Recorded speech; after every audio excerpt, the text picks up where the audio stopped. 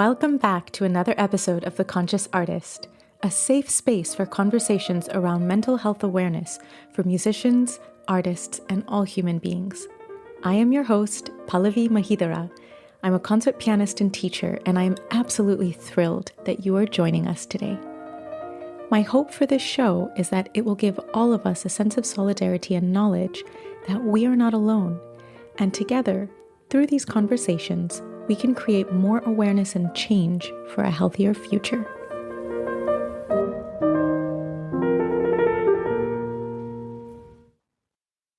My guest today is someone I've recently had the great fortune to work with professionally. She is a phenomenal violinist and a wonderful person, and while we were chatting on tour, we had some great conversations that made me realize I absolutely must have her on the podcast.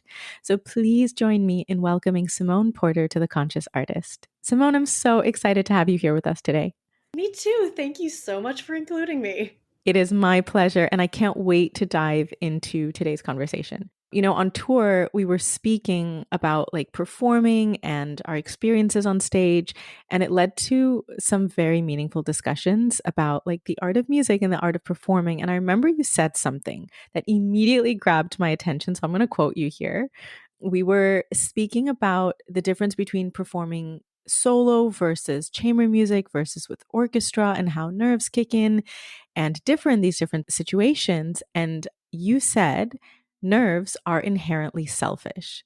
And I just loved that so much. I mean, of course, out of context, it sounds a little bit funny. So would you mind explaining to our listeners what you meant by that? Yeah, of course. Obviously, developing a relationship with nerves is something that any performer anywhere has to contend with. And I think there's such a thing as good nerves. I think we've all experienced that sort of adrenaline rush that's actually allows us to focus more or take risks more. But there are definitely bad nerves. And for me, at least, bad nerves really manifest as this sort of protective contraction. So I think of them as very selfish because the bad nerves are totally concerned with myself, how I'm appearing, how I'm going to perform, rather than the collaborative aspects of music making. And I say collaborative, meaning that I think it can be collaborative even when you're kind of just playing with yourself. Yeah. It feels like a collaboration even when you're on stage alone because you're, communing with like composer, with even your own previous ideas, with the space, with the audience, etc., etc.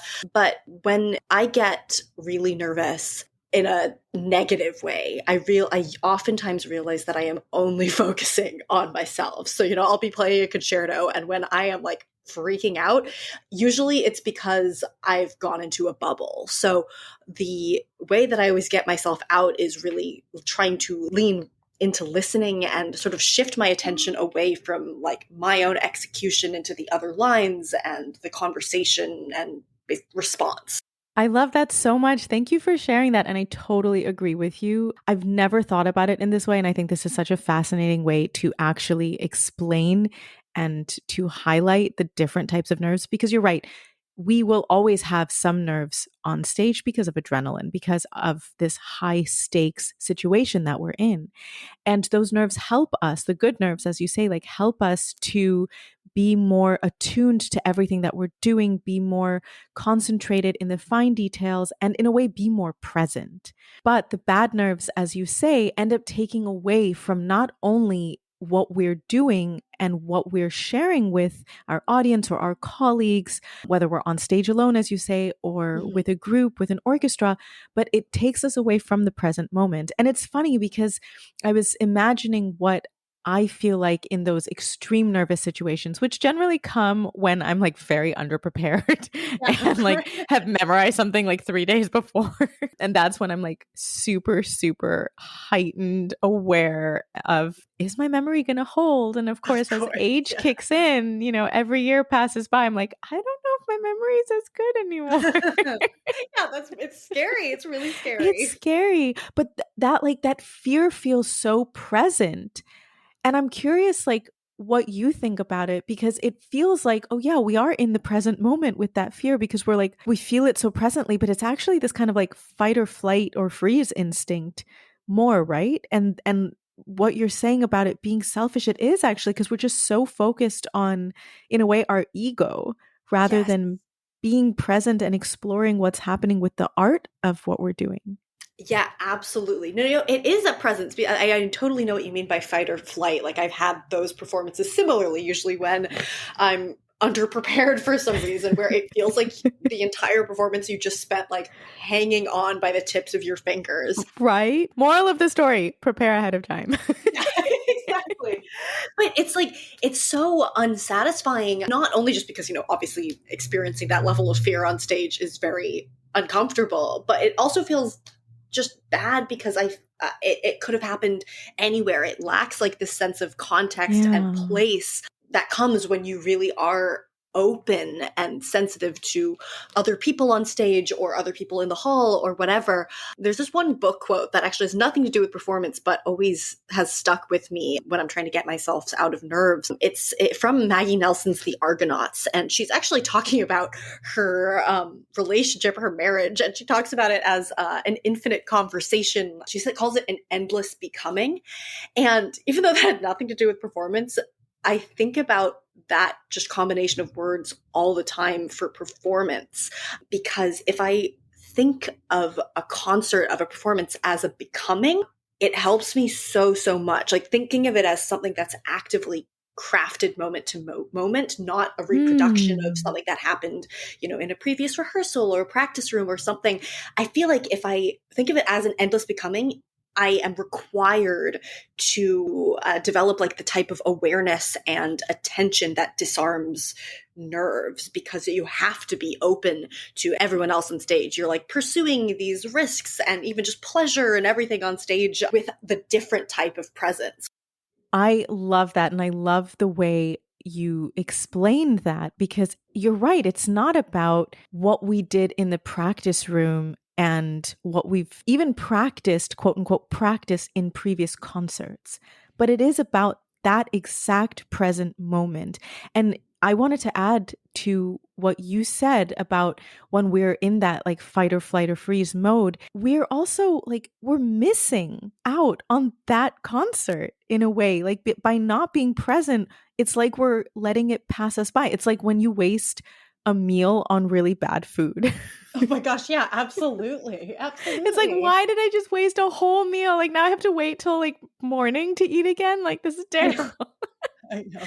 But it's like that. It feels like that like probably it's been one more than one time, but let's just say like the very few times that that's happened for me where it's just so last minute for whatever reason. Maybe I got called at the last minute, or maybe I just didn't have time to prepare before because I had a million other things that I was working on and preparing. And then you just feel, like you said, you're like hanging on by the tips of your fingers. And it's just such a shame, right? Like, because we do this because we love it and because that magic that you get on stage in the moment with the audience, whether it's by yourself on stage or with chamber musicians or with an orchestra, which by the way is still chamber music, you miss out on that magic because, we're worried about screwing up, and it's Totally. like such a shame. It's such a pity. It is, yeah, because I feel like that when you are underprepared like that, you're more likely to just try and churn out what you know. It takes so much trust to really, in yourself and in your preparation and in others, to really, have that sensitivity and that vulnerability. And when you don't know the music, it feels so much safer to just try and sort of plop whatever you had done on a previous run through like into a performance. Like Right. really going through something and trusting yourself to like understand the map of the music enough to maybe follow a different route or explore something that you hadn't seen before, like that. I feel like is so, so scary when the music isn't as ingrained as you want it to be. Of course. I think a big thing for me, like in, I guess, after college, after school and everything, has been learning how to access that type of openness, even when it's not like, it's not something that you've performed for years or like done in studio classes. Yes. There's so many opportunities Yes. to season things in school that just don't exist after. Right. So figuring out how to get there from the start, I feel like is a huge, I don't know if you feel that way, is just a huge part of like growing as a, as a musician and a professional. Oh, yes, I totally agree with you. And it's definitely become easier with time, with age, with maturity, with experience, with the years. I mean, for example, this season, I've had since January pretty much a new program every 2 weeks. And that's a lot Yeah, of new music to learn. that is And some of nuts. it was Yeah. solo, some of it was chamber music. But a lot of the stuff was actually new that I had to learn, including for, for what we played. And, while it's very fortunate to be able to rely on my skill and ability to learn very quickly, I sometimes feel like when I have to learn so quickly, I do miss out on exactly what you're talking about, which is allowing the space for magic to happen because you can move away from the text. And I don't mean you're playing something that's not written in the score or you're playing it by memory. I mean that you're not like sight reading. Yeah. You know, Yeah. basically. Yeah. And yeah, I don't know. It's like with time, we're able to access that pretty much from the beginning. So even when we're reading something with a friend or a colleague, and maybe it's the first time we're looking at the score, we're still able to listen to the other person and create that magic. Yeah, okay, it's not of the highest level, but it's still something because we have spent hours and days and weeks and months and years perfecting our art. And I'm really curious how it differs for you actually. And I remember we talked about this when we were on tour. I love how you said communal feeling on stage even when you're playing solo. And I want to talk more about that because this I 100% agree with you. And of course, as a pianist, I Yeah. play solo a lot, right? Like I am doing solo recitals a lot. And so it feels very different for me. I think you asked me, and I know a lot of people have asked me this. I think you asked me, like, what do I prefer? Do I prefer solo recitals? Do I prefer chamber music? Do I prefer Mhm. playing, concertos with an orchestra? And I think I said to you, I'm sure I said to you, I love them equally, but very differently because they're very Yes. different experiences. And I'm curious to know your thoughts on this communal idea when you're playing solo because it is about you channeling what the composer is saying, what we are guessing the composer is saying, Yes. Yeah. but acting as a vessel through which this beautiful art is being transmitted.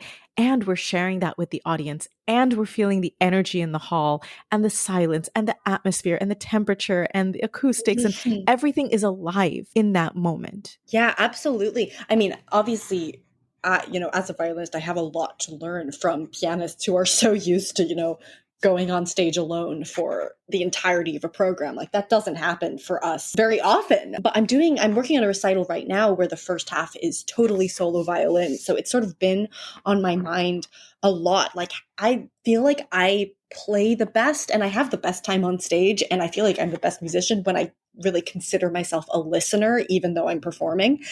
And that's easier to access when, you can just listen to what someone else's line is, what they're doing, the choices they're making, how they're coloring. When you're alone, and this was something I had obviously played solo before, but not for an entire half a recital, honestly, I had never done it before. So figuring out how to access that type of presence when I was just alone was definitely was something new, something fresh for me. Becoming a listener when my sound was the only sound was actually like kind of challenging. Mm. But I felt like I addressed it in a similar way, which was every single time you go on stage, even though, I've practiced the hell out of these works, like find something new, explore it, listening rather than executing, I always feel like makes me more creative or makes me discover more things on stage. Yes, totally agree with that. Listening to ourselves, I think, is one of the hardest things to do. And I think it's like a forever lifelong challenge because, in a way, I remember both at Curtis and when I went to Marlborough Music Festival over the summer, a couple summers many years ago, that's where I learned how to play chamber music well. Mm-hmm. Curtis and Marlborough. That's where I learned how to listen to others while I'm playing and be able to respond and trust and spontaneously and immediately react to what's happening with the others. But being able to listen to yourself on stage in the moment requires so much presence and so much detachment at the same time. Yeah. And that's like such a contradictory feeling and statement, because to be present, you feel like you need to be completely involved, but then you need to be detached in order to be able to hear objectively. Hmm.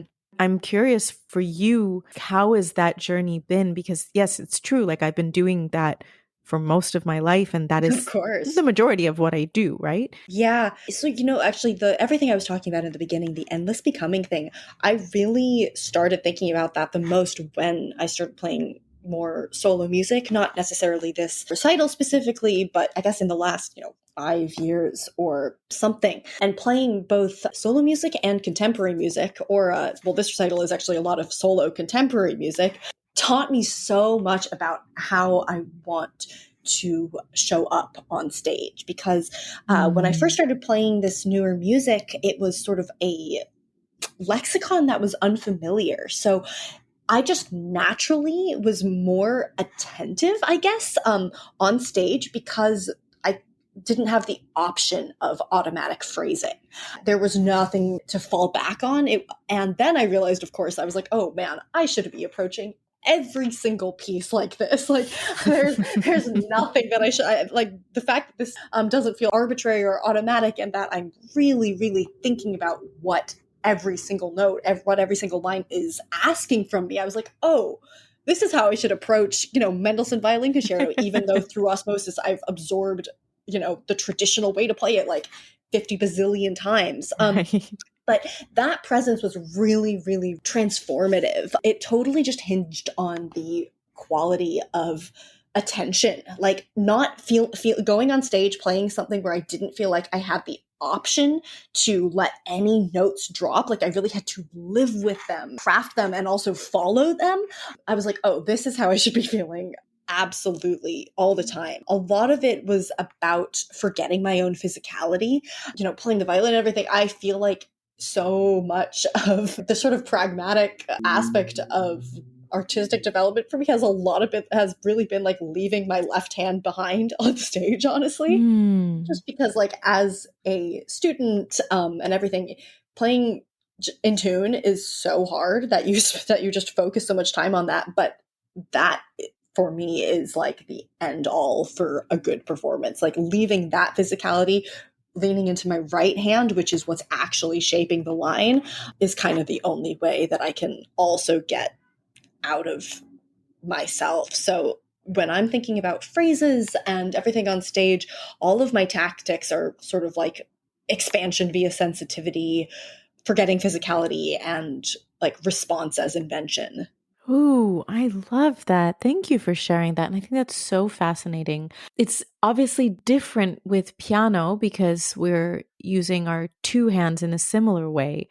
But I would say that there is some similarity to what you're saying about not getting caught up in the notes, in the physicality of playing, in the technique, but feeling like one with the piano, feeling that the music goes from within our bodies, like starts in our ears, goes through our bodies, goes through our arms, goes through our hands, goes through the keys, goes through with the strings, with the hammers, resonates in the soundboard, and goes out into the hall, and it comes back to us. And I imagine this with sound. I actually literally imagine this with sound, and like imagine that it comes back to me, and it's this constant cycle of sound that's being recycled and cycled through me, through the piano, through the hall, and coming back, and it keeps coming back in different ways. And when I'm present, and when I feel, of course, comfortable and prepared on stage, then I can be present, and then I can feel part of the music as like literally part of the sound, and not like I am playing the piano.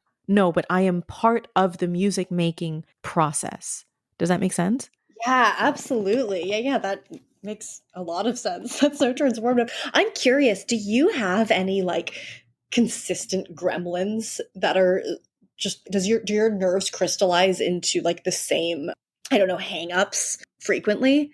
I feel like the worst, like my nerves kick in the most when I'm underprepared. I think that is something that I've found to be a consistent factor. But of course, it can happen that, I'm playing a program. Actually, I'm curious if this happens for you too. It can happen that I'm playing a program for like the, I don't know, 20th time. And because I know the program so well, I may not have practiced that well. You know what I mean? Mhm. Because I'm like, oh, it's in my fingers. I know this. My brain knows it. My fingers know it. My body knows it. My ears know it. And it's like when you're practicing it, you know it and it works. So then sometimes it feels like I'm not sure if I've really practiced it. And I only find out on stage if I've actually practiced it or not. Does that happen to you? Yes. I think there's under preparation. I think there's over preparation. Every 6 months, I'm like, oh, I get how to, step out on stage now. And then I'm like, I didn't know what I was thinking. So, I don't know. I was wondering just because, like, I do have specific gremlins What are yours? memory, and I feel like my left shoulder, like my violin's gonna, like, it's gonna fall off Seriously? Oh my God, that's terrifying. all the time. I've had concerts where I'm like, oh my God, I can't shift above third position because I'm going to drop my violin. And these are both so nonsensical. I've never had a memory slip in my life, and like, I'm not going to drop my violin. There's no, but that is where it manifests on stage. So I guess, especially with those two things, memory and like my left shoulder, those are pretty obviously very selfish concerns, I guess, which is why I think that way. Like, to get away from those, I really have to get out of myself, because otherwise I will not be listening to anyone. I will literally just be feeling my left shoulder, or I'll be like, what happens next? Like, I mean, the memory thing really haunted me actually coming back from COVID. I think for some Yes, reason, same, like same. starting to do live performances again, I would play like, again, Mendelssohn. And I would be like, do I know what happened? I would play one line and be like, I don't know what happens next. I'm like, of course I Yeah. do. Like, there's no chance of like having, one of the like a terrible memory slip in that. But it would paralyze me. And sometimes I couldn't find my way out. But when I did manage to find myself out, it is always because I felt like I took a leap of faith, off the edge of the world, and then just didn't think about myself, like Right. just listen to someone else. And that first step was terrifying, and then it usually felt better. Oh my goodness. Yes, actually, and that's a very good point that with concertos, for example, in a way it's easier to like get yourself out of your head because there are, anywhere from like 50 to 100 people behind you, and you're part of a bigger plan, you're part of a bigger process. You're part, literally, the violin part, the piano part, the solo part of the concerto is just one part of the whole Mhm. thing. And so in a way, then it's like, okay, let me focus on the oboe solo here. Let me focus on what the double Yes. basses are doing here. Let me blend my sound with the violins here. Like, let me match the articulation that the horns are doing, so then at least you're able to take yourself out in that way. So is it just like, because for me, like on stage when I'm playing a solo recital, talking about nerves, or let's say a memory slip, if I have a memory slip, on one hand, it's terrifying because it's me alone on stage and there's no one to help me. But on the other hand, no one is relying on me. And so I'm not letting anyone else down. And in a way that takes the pressure off. It's a weird Yes. dichotomy with that. But like, I've definitely had memory slips, but thankfully, knock on wood, I've never actually stopped in concert. I just do some very questionable improvisation Yeah, to of get course. through like the two notes or the one bar. Or I don't think the memory slips have generally happened more than like maximum a couple seconds. Of course, on stage it Yeah. feels like a lifetime. Yes. Yeah. And there's, some we'll pretend I'm, improvising in jazz style, and then we keep going. But yeah, that can feel terrifying. And I feel like it's also because we put a lot of pressure on ourselves that we have to be perfect and we have to be like robots, and therefore we cannot have a memory slip. And there are people that have the most incredible memory. Like, for example, Sir Andras Schiff, he has the entire like music literature in his head, not just piano, music literature. And it's like, how does this Yeah. genius, I guess that's the reason, because he's a genius. How does this genius just understand this language so Mhm. deeply? Yeah. Because like for you guys, like you're playing mostly a melody line. Sometimes you'll have some chords, some double stops, but you're mostly playing Oh one yeah. line at a time. my issues with memory tend to come from either forgetting the harmony, forgetting the inner voices, or rarely like forgetting the melody, you know? Yeah, of course. But it's like Yeah, a no, it's lot much more than I have better. to remember. Oh, quite a bit. Yeah. And for that reason, I feel like playing chamber music is, for me at least, the most fun because I don't have to worry about memory. So that leaves me free to actually be able to listen to what I'm doing and what my colleague or colleagues are doing. And Mhm. then there's that space for magic to happen because I've got the score, don't need to worry about memory. So even if the score is new, I've got that. The score has got my back in that way. And then, like, even when we were playing, we had so little time to rehearse together, but it was so much fun going from one concert to the next and seeing how we felt differently from day to day and what magical things we were able to discover on stage from night to night. And like that is part of the reason I play.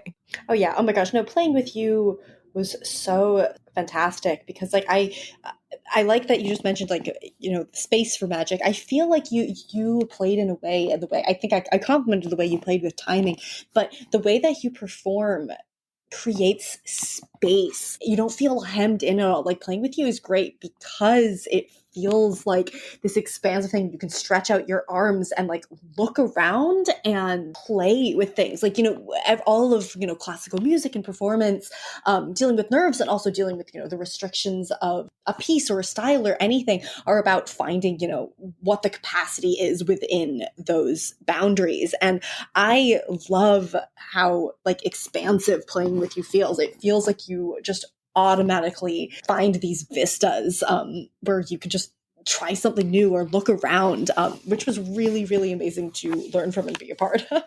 Oh my God, I'm going to cry. Thank you so much. That is I so really mean sweet. it. I really mean it. That is so sweet. Well, I told you that when I mean, this is just going to become like a compliment fest. So I'm cool with that. I told you that what I loved about your playing and playing with you is that you are exactly who you are on and off stage. I hear you, Simone Porter, through your violin. I see you and I hear you expressing yourself in the same, like just the same way that you are. And that's so authentic for me. That's what I love. I hope I'm like that because I am who I am and I don't try to filter and that's it. But to see that in someone else, which is not often the case because, first of all, it's scary being an artist because we are literally bearing our souls to strangers Yes. night after night. And it is such a vulnerable thing to share parts of yourself that maybe you don't even know how to express in any other way except music. And I don't know. So for me to be able to see that with, I had just met you. And so I didn't really know you as a person, but I got to know you as a person through your music. And I think that is so special. Oh, this is very kind of you as well. I also mean it. Thank you so much for being here, for talking with us today. This was just so much fun to chat. I could chat for hours with you. I love the way you express your relationship with nerves because I think this is so useful and so helpful for anyone, student, professional, professor. I think it's such an interesting way to approach something that we all deal with because, we are human. And I think really like learning how to perform well, it is an art. And I love watching you do it because it's very beautiful to see. Oh, well, thank you so much. I am delighted to be on. I could also talk to you for hours. Thank you so much for including me in such a fantastic podcast. Thank you all so much for listening. I am truly grateful for the support from each and every one of you. If you would like to submit any questions or topics for us to address on the show, you can send us a message on our Instagram page at Conscious Artist Podcast. Help us to spread more awareness by sharing this episode with your friends, your colleagues, your teachers, and your students. And don't forget to subscribe wherever you get your podcasts. Sending you all so much love and strength to tackle this week, and we'll see you next Monday for another episode of The Conscious Artist.